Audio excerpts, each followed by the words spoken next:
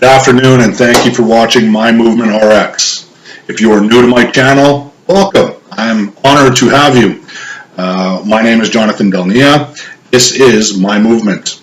Please join the movement and click that subscribe button below. Today's topic is a sensitive one, and one that really challenges us to find positivity inside of. Not only is it difficult to discuss, but it is also extremely triggering.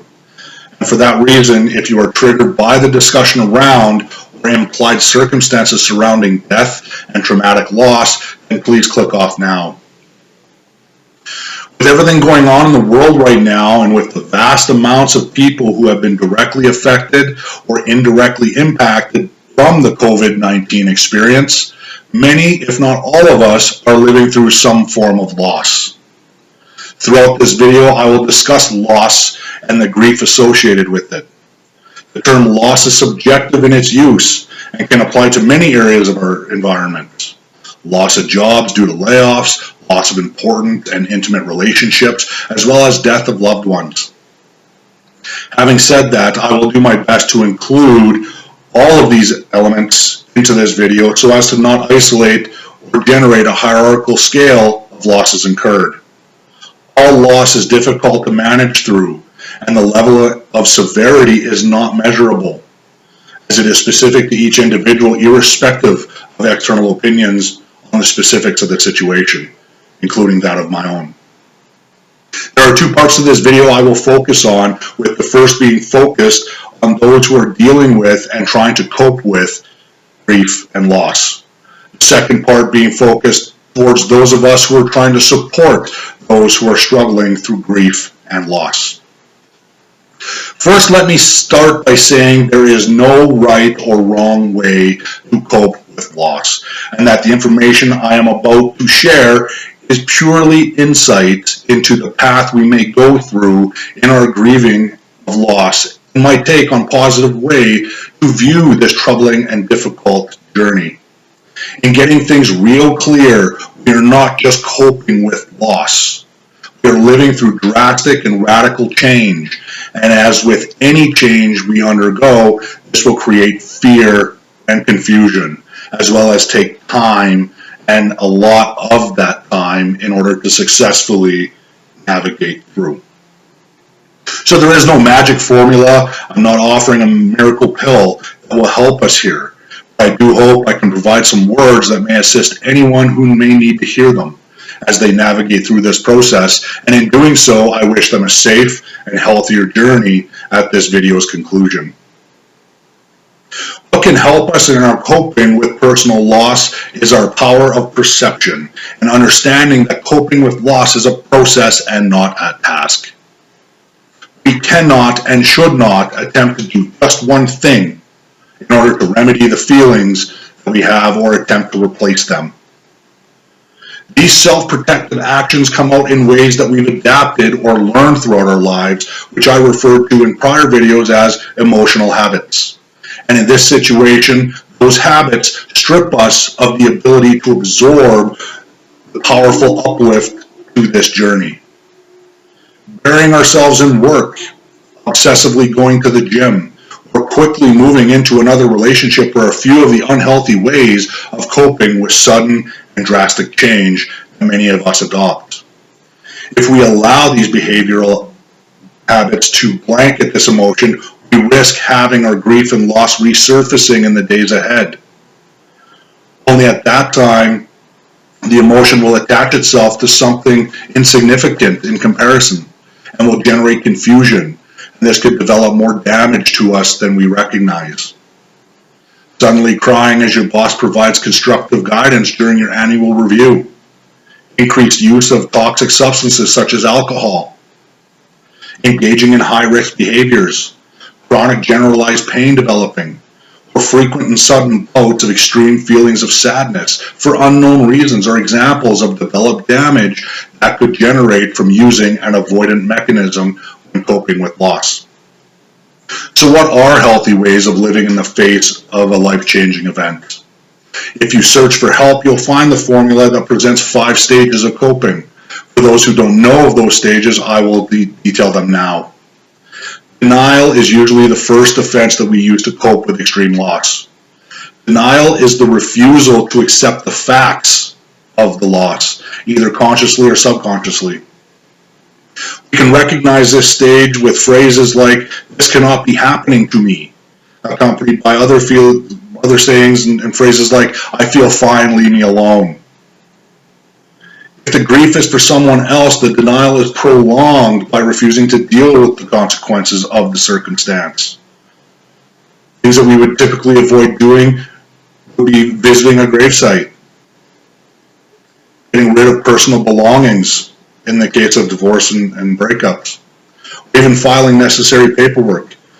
We would avoid those things to detach from the situation and refuse the outcome. Avoiding anything that would reinforce finality is the overall view of what denial is. After denial builds momentum, it becomes anger, as we recognize that denial cannot continue indefinitely. We recognize that we've crossed over into the anger element when we start saying things like, "Why is this happening to me? It's not fair." We become angry with ourselves in how we are coping with loss. We become angry at others, often those closest to us, because the presence of friends often forces us to deal with those emotions. We become angry at and push blame onto others, even if it's a higher power, seeking someone with authority and power to blame for not preventing the circumstance that we're struggling to cope with. Once denial and anger become tiresome and no solution can be found, we fall into a vulnerable state of helplessness. Therefore, the third stage follows the anger stage very naturally. The normal reaction to helplessness and vulnerability that comes through loss is an attempt to regain control. Bargaining and negotiating takes place within the mind to try to explain things that could have been done differently or better. If only I had. If only we could have. If only I had treated them better. If they come back, I will be more faithful or attentive. If I had not called in sick that day, I would still have my job. Those are typical phrases that would tell you that you're in that bargaining phase. The bargain made is not one that could actually be kept. It assists in bringing more control by identifying what could have or should have been done to handle the circumstances more effectively. Bargaining almost never finds a permanent solution. The logical truth is, even if we can dodge the bullet this time, the end is inevitable. The bargaining process helps us accept our truth at an emotional and psychological level. We cling to threads of hope, however thin and worn that fabric may be. Once we cannot bargain successfully, we quickly move to the next phase, known as depression. During this stage, we come to the certainty and the reality of our loss. We almost become frozen in our tracks. Up to this point, sadness reigned. We were able to muster energy to maneuver, to deny, to have anger, and to bargain. Once we hit this stage, there appears to be nothing that can be done to alter the inevitable outcome. We don't have the energy to fight it anymore. We're tired, and the emptiness begins to roll across life like a dense fog crawling across the lake. Our grief enters every moment, every thought in our head, and it comes with a vengeance. The depression may feel as if it will last forever. It is important to understand that this is not a sign of mental illness. Rather, it is a very natural response to circumstances beyond our control that will end one day. Our sadness forms the question, is there any point to going through life alone? We become silent, spending hours on end reflecting, crying. We refuse visitors and friends. We change normal life patterns and routines. We may also retreat. We may become harsh, bitter, and even biting to those closest to us, those that are trying to help. I'll bring some understanding to that in the last part of this video. This is a natural part of grieving which allows us to become less emotionally attached to those who are closest, which oftentimes is the area of our lives where the individual we are feeling the loss of once resided for us. Thus, the detachment from that element inside us is necessary for our healing. The duration of the depression stage varies from person to person, and in that, if you have been struggling with your grievance process and feel stuck in this depressive cycle for a duration that seems unnatural to you, and you're feeling completely overwhelmed by your emotions or thoughts to the point where everything you do and every thought you have is centered around your loss, I highly recommend you seek professional assistance. There are professional counselors and therapists in your area that know what you are going through and are eager to help you through in a way that will make you feel safe, understood, and respected. Living through grief is a recognized response to behaviors that can be read as depression, but professionals know that grief and loss does not constitute clinical depression. So seeking this guidance will go a long way for those that feel stuck in this area, and you shouldn't worry about being diagnosed incorrectly in seeking that guidance either. The final stage of the process, and the fifth stage, is known as acceptance. In this last phase, we begin to come to terms with our circumstance. Of all the stages, this one has to be the most fluctuating when it comes to our emotions. Acceptance does not mean that we feel good or right about the loss. Most of us never feel okay about the loss of a loved one. The stage is about accepting the fact that the new reality cannot be avoided. Our new life has to happen. It is about seeing how the new reality will impact our lives and our relationships.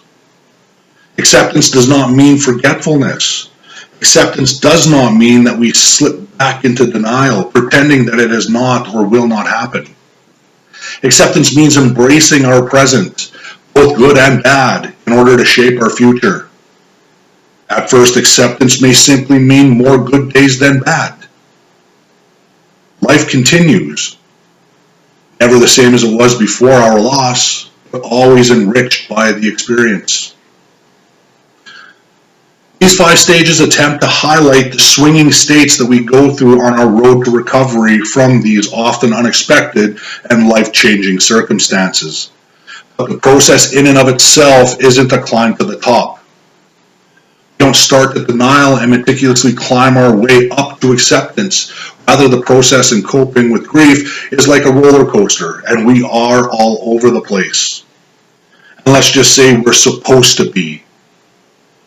If you are one who is working through loss, I beg you to take as much time as you need to sort through your fluctuating emotions, and know it is natural and proper to feel as you do. Be strong enough to create a safe zone by advising those that care for you, that want to help you, that you need some time to process these changes in your life. For those that care for someone working through loss, one of the hardest things to do and most confusing times of our lives is when we're in a position to support them while they grieve. We are not taught to grieve or shown how to cope, so we are not instinctually inclined to know what to do when someone we love is needing support. We've been taught to provide happiness through generating hope and positive affirmations. Statements like, they were really loving people that will be missed, and they're in a better place. Those statements can seem insincere and disregarding, as someone who is hurting can be heard as minimizing to them. They can hear it as a minimizing statement or belittling the struggle that they're going through. On the other spectrum, statements like, it's okay, you'll find somebody better, and look at the bright side, those run counterproductive to helping soothe spirits that feel broken. This is what happens when the grieving person isn't capable of hearing positive affirmations. What do we do when the people we want to help are temporarily reversed from that line of thought?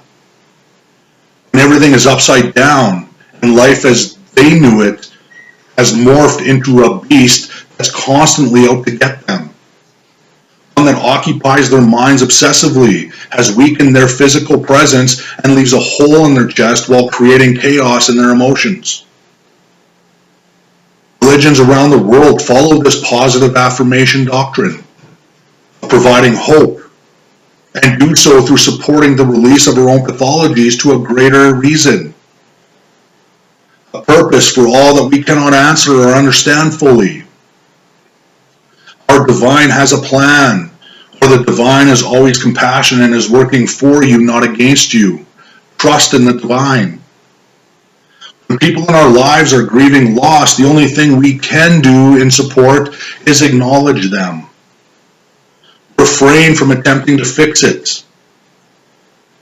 Don't force the easing of it through creative ways of saying they're going to be okay. And certainly do not try to make it logical. We are emotionally and mentally frozen at that time. And while we're in that state, there is no logic. There is no reason. We cannot repair what has happened, and nothing we can do will erase what has happened. Nor can it replace what has to happen naturally to the person who is navigating through loss. All we can do as supporting people is give them a hug, hold them, and let them know we are there for them so they do not feel alone. And then in us doing that for them, and only that, they will not feel misunderstood, just supported. They'll feel heard, cared for, protected, secure, and loved. Our emotions are complex and can disguise themselves frequently when we have the core of our existence challenged. When our lives are challenged, our loss may disrupt much more than we realize.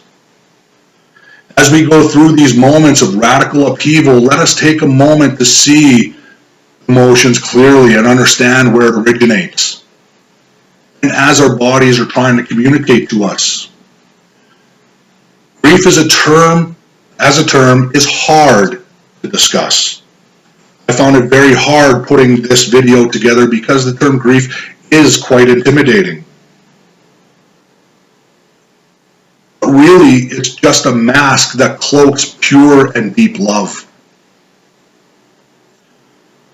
As we are forced to face the loss of the person who we feel that deep love and affection for, let us look at the opportunity our grief is offering in reconnecting with ourselves, and in turn we can celebrate the moments as they are naturally intended. Celebrate the reality that you were able to experience such a powerful, pure love for another person. And in doing so, you truly will be living life to its fullest and recognizing why this life is worth fighting for and why it is worth living. In closing, the only advice I can give to anybody when it comes to healthy ways in coping with grief and loss is, please allow yourself time to embrace all of what you feel. It really is coming from a beautiful place, tucked away deep inside a beautiful spirit, even though it'll have a few masks on before you're ready to unveil its true beauty. Thank you for watching my Movement RX, and if you haven't already subscribed, please click on that subscription button below to be notified of new content that I put out.